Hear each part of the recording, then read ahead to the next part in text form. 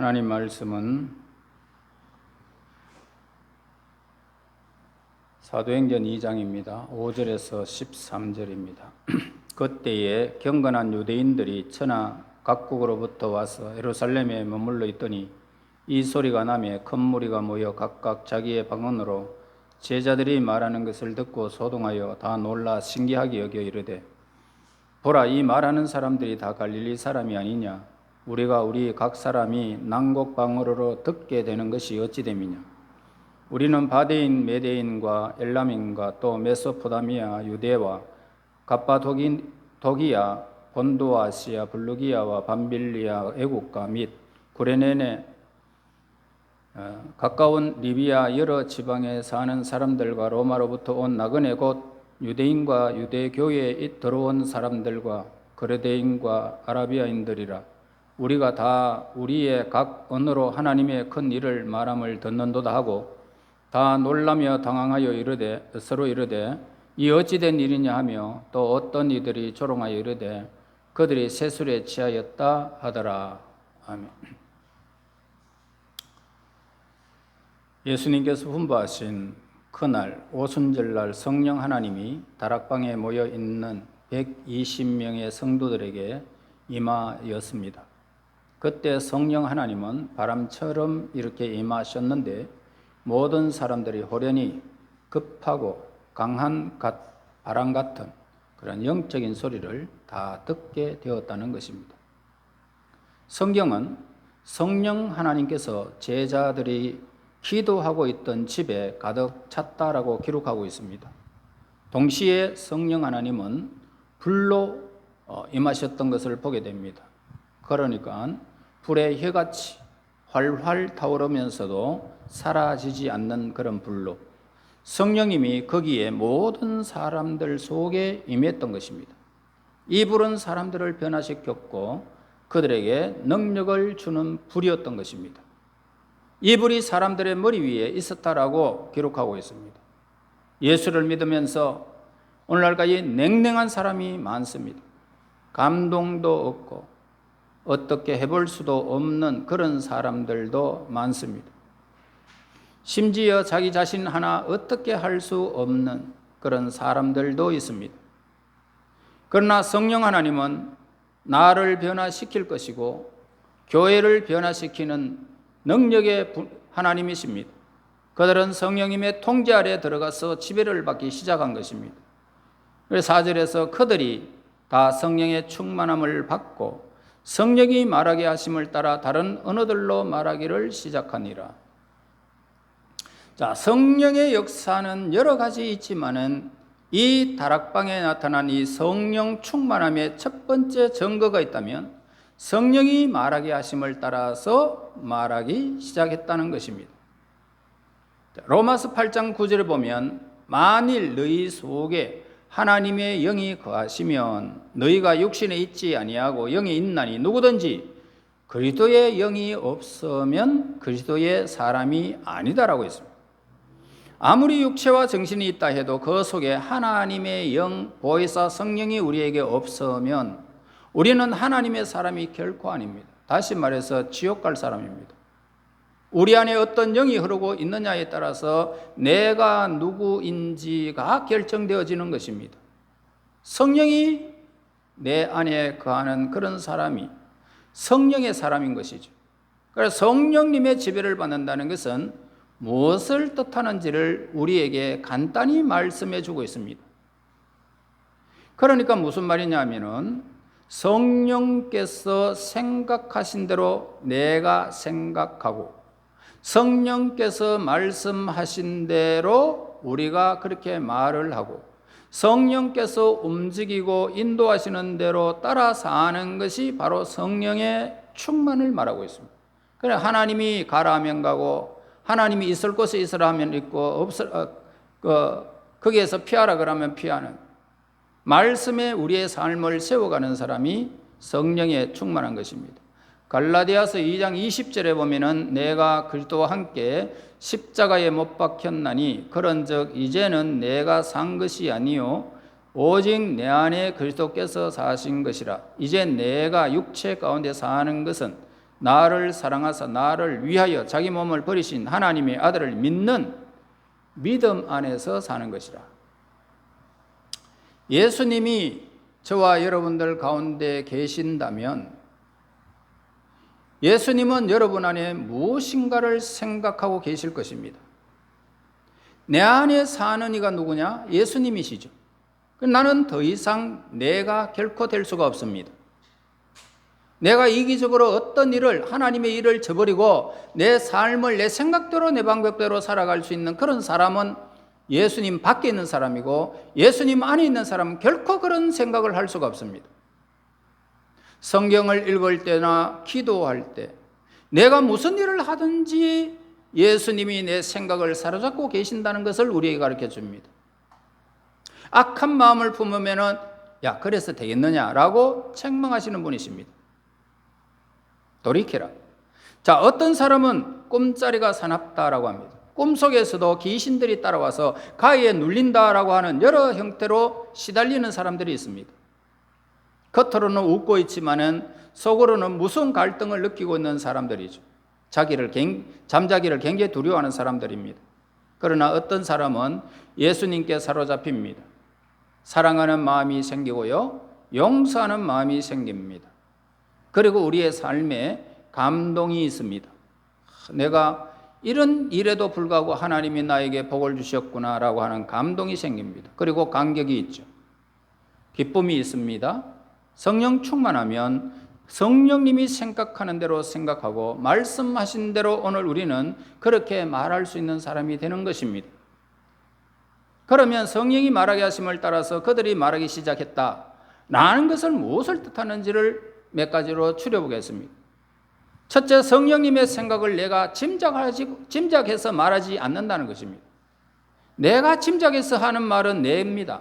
그러나 짐작하지 않는다는 거죠. 너무나 많은 사람들이 하나님의 생각을 짐작해서 생각하고 있고 말합니다.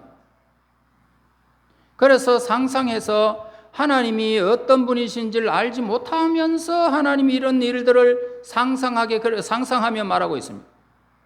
그래서 자기 마음 속에서 하나님이 직접 말씀하지 않았는데 직접 하나님이 말씀한 것처럼 그렇게 말하는 사람들이 있습니다. 자, 또 둘째, 성령님의 생각을 해석하지 않는다는 뜻입니다. 그러니까 우리는 성경을 읽고 우리가 그 성경을 해석합니다. 성령님의 도우심에 따라서 어린아이 같이 단순하게 그분께서 하신 말씀 그대로 말했다는 것입니다. 여러분, 우리는 하나님의 음성을 듣지 못하는데 어찌 하나님의 사람이라고 말씀할 수 있겠느냐라고 하는 질문을 해봅니다. 예수님을 한번 생각을 하지 못하는데 우리가 어찌 예수님의 사람이다라고 말할 수 있습니까? 성령님이 내 안에 말씀하시는 일을 경험해 보지 않는 사람이 어찌 성령의 사람이라고 말할 수 있겠느냐는 것입니다. 사도행전 9장에 보면은 아나니아라고 하는 사람이 있습니다. 아나니아에게 성령이 임했습니다. 그래서 너에게 사울이라고 하는 청년이 올 것이니 그에게 안수해 주어라 합니다. 아나니아가 이 성령의 음성을 듣고 사울에게 안수했을 때에 사울의 눈이 비늘같이 떨어지면서 완전히 그냥 회복되는 것을 보게 됩니다. 8장에서 성령은 예루살렘으로 가는 빌립이 가사로 내려가라고 하셨습니다. 전도하려면은 광야에는 사람이 전혀 없죠. 가사라는 광야인데 그런 광야에 사람이 없습니다. 그런데 왜 그것으로 가라 하십니까? 라고 질문하지 않고 그냥 가사로 내려가게 됩니다. 자, 거기에서 오늘 에디오피아 여왕 간디게의 내시가 있을 줄 누가 알았겠습니까? 그 때문에 에디오피아가 복음화될 줄 아무도 몰랐던 거죠. 그래서 성령께서 언제나 우리에게 가라 그러면 가는 것입니다.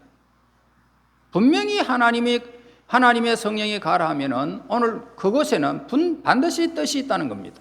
12장에 보면은 주의 성령이 베드로를 감옥에서 인도하는 그런 과정을 참 적나라하게 보여줍니다. 하나님의 천사가 나타나고 감옥 문이 열리는 것을 볼 수가 있습니다. 누가 이것을 했을까? 하나님이 그렇게 하셨습니다. 16장에 보면은 성령님은 아시아로 전도를 가는 그 바울을 막아버립니다. 막아버리고 바울이 환상 속에서 저 마게도냐에서 우리를 도우라라고 하는 사람의 음성을 듣게 됩니다. 그것은 바울을 마게도냐로 인도하시는 성령님의 음성이었던 것입니다. 27장에 보면은 유라굴라 강풍을 만났을 때에 바울 일행은 다 죽게 되었습니다. 배에 탄 사람들이 모두 사색이 되었고 며칠을 굶어가지고 기진맥진한 상태였습니다. 모든 물건을 바다에 다 던져버립니다. 그 중에 오직 한 사람 사도 바울만 여유만만했습니다. 왜 그렇게 여유만만했느냐면 전날 밤에 하나님이 나타나셔서 두려워하지 말아라, 너는 죽지 않는다라고 말씀해 주셨기 때문입니다. 성령님의 음성을 듣는 사람들은 전쟁의 와중에도 걱정 필요가 없습니다. 질병 속에서도 전혀 걱정할 이유가 없습니다. 내가 너를 살려주마, 너를 고쳐주마. 하나님께서 우리에게 언약으로 우리에게 주신 말씀이 있기 때문입니다. 총알이 날라오고 폭탄이 터지는 상황일지라도 이 말씀을 받은 자들은 두려워하지 않는 것입니다. 오순절 사건으로부터 사도행전 28장 전체를 통해서 나타나는 이 분명한 사실이 있다면 하나님은 침묵하고 계시지 않는다는 것입니다. 저는 지금도 성령께서 견건하고 거룩한 성도들이나 성령 충만한 성도들에게 언제나 지금도 말씀하고 계시는 것인 줄 저는 믿고 있습니다. 하나님은 어제나 오늘이나 영원토록 동일하신 분이시기 때문에 하나님께서 여러분들에게 하시는 일들을 밝히시면서 여러분들을 이끄시는 분이심을 우리에게 가르쳐 주는 것입니다. 사도행전에는 전에 그 과거에만 있었던 사건이 아니고 현재 저와 여러분들 동일하신 그 하나님은 지금도 사도행전을 쓰기를 우리에게 원하고 계시는 것이죠. 그래서 오늘날에도 사도행전의 사건을 사모하는 교회들, 하나님의 성령을 사모하는 모든 이들에게 하나님의 능력을 부어주시는 분이십니다.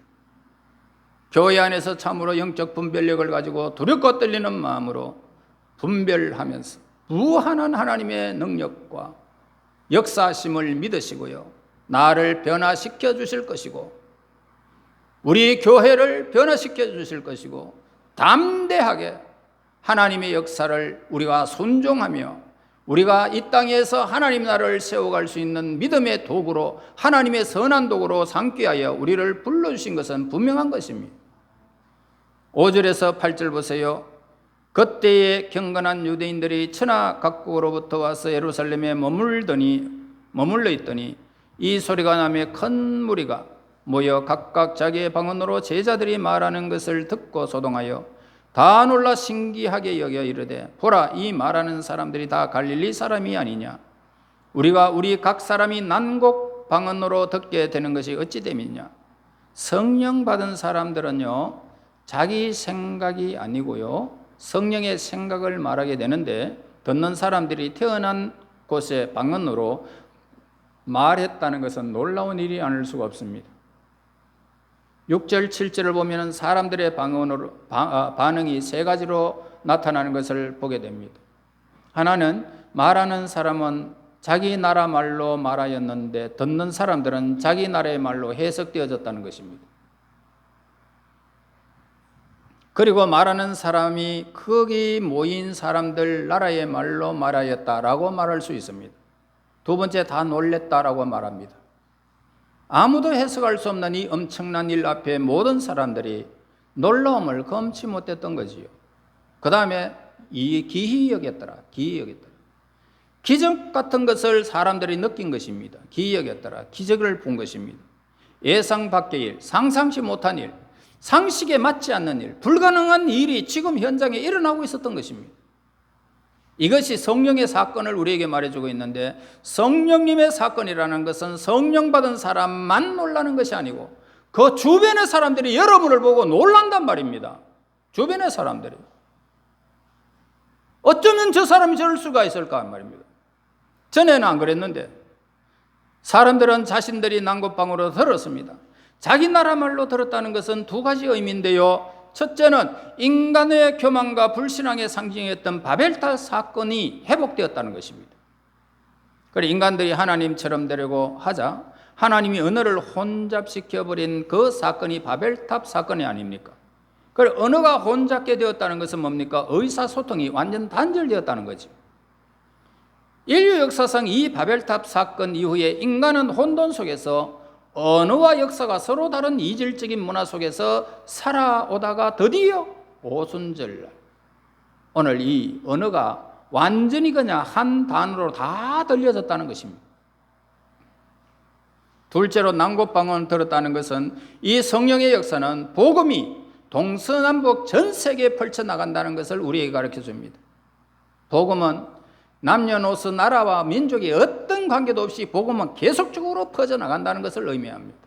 자, 9절에서 11절에 우리에게 말해주죠. 당시 이 세계관을 보면은 이렇게 여기에 기록된 나라가 전 세계 모든 민족과 언어와 나라를 대표하는 그런 나라들입니다. 9절에서 11절은. 그래서 성령의 역사라는 것은 어떤 개인이나 민족에게 국한된 것이 아니고 모든 세계를 포함한다는 사실을 우리에게 가르쳐 줍니다. 그러므로 하나님의 공동체는 지역과 민족과 언어와 나라를 초월하는 것입니다. 그러면 그들이 그처럼 놀란 이유가 뭘까? 갈릴리 촌 사람들이 어떻게 각 사람의 난고방언으로 말할 수 있느냐는 것입니다. 참 무식한 사람들인데 여기서 우리는 성령의 역사라는 것은 지식의 유무와는 전혀 상관이 없다는 것을 가르쳐 줍니다. 성령의 역사라는 것은 부자와 가난한 자, 유식과 무식을 구분하지 않는다는 것입니다. 남녀노소를 구분하지 않는다는 것입니다. 성령의 역사라는 것은 모든 조건을 초월해버리는 것입니다. 은혜 받을 자에게 하나님은 은혜를 주십니다. 성령의 역사라는 것은 인간의 조건에 따라 이루어지는 것이 아니라 성령님에 의하여 인간이 변해버리는 것입니다. 하나님이 하시는 일들을 우리는 보았습니다. 그 다음에 그들이 놀란 것은 각각 난고방언이라고 합니다. 그러니까 하나님의 큰 일을 그들이 했기 때문입니다. 11절 우리의 각 방언으로 하나님의 큰 일을 말함을 듣는도다. 하나님의 큰 일이란 것은 과연 무엇을 말하고 있을까요? 두말할 것도 없이 그 아들 예수님으로 말미암는 구원의 이야기입니다. 구원의 이야기. 이것만큼 큰 일은 하나님의 큰 일은 없습니다. 성령께서 말씀하시는 것은 하나님이 하신 일, 하나님이 우리를 위하여 하신 일이 전 세계 모든 언어로 전해진다는 것입니다. 그리고 여기에서 전해졌던 것입니다. 여기서 우리는 또 하나 놀라운 사실은 성령 받은 사람은 다른 사람들과 비슷하면서 분명히 다르다는 것입니다. 성령 받은 사람 달라요. 집사님도 다르고 권사님도 다르고 장로님도 다르고 목사님도 다르고 모두가 다 다릅니다. 성령 받은 사람은 달라요. 그 차이라는 것은 사람들은 알 수가 없지만 성령 받은 사람만 알 수가 있는 것입니다. 그것은 어떻게 설명할 길이 우리에게는 없습니다. 성령 받았다고 해서 그 사람의 인격이 하루아침에 좋아지는 것은 결코 아닙니다. 성령 받은 것은 은사, 영적인 문제인 것입니다. 영적인 문제. 그러니까 예수 믿는 사람이나 불신자들이나 겉모양은 다 똑같지요. 말은 안 믿는 사람들이 도덕적으로 더 잘할 수도 있습니다. 어떻게 보면은 불신자들이 도덕적이고 정직할 수가 있습니다. 마치 유정란보다 무정란이 더 클 수 있단 말입니다. 더 아름답게 보일 수도 있는 것입니다. 그러나 그것은 문제가 결코 아니죠. 예수님의 생명이 있느냐 없느냐가 우리에게 중요한 것입니다. 계란이 못생기면은 유정란이 무정란으로 변합니까? 아니잖아요. 그래 하나님의 사건이 이해되려면 성령으로 우리가 거듭나야 하나님의 사건이 이해되는 것입니다. 물과 성령으로 거듭나야 합니다. 그래서 성령의 기름 부으심이 있어야 우리가 변하는 것입니다. 성령의 인치심이 우리에게 있어야 하나님의 사람으로 오늘 온전히 살아가게 됩니다. 그럴 때 하나님은 그 사람들의 생각을 하나님의 성령의 생각을 하게 하고 성령께서 하시는 말씀을 따라서 우리 입술과 언어가 사용되고 우리의 삶이 하나님의 성령의 이끌림을 받게 되는 것입니다. 여러분, 우리는 지식이 부족할 수 있습니다. 성격도 굉장히 급할 수도 있어요. 우리가 인격이 성숙해서 성자가 되고 하나님의 사람이 되고 성령 받은 사람이 되는 것은 결코 아닙니다.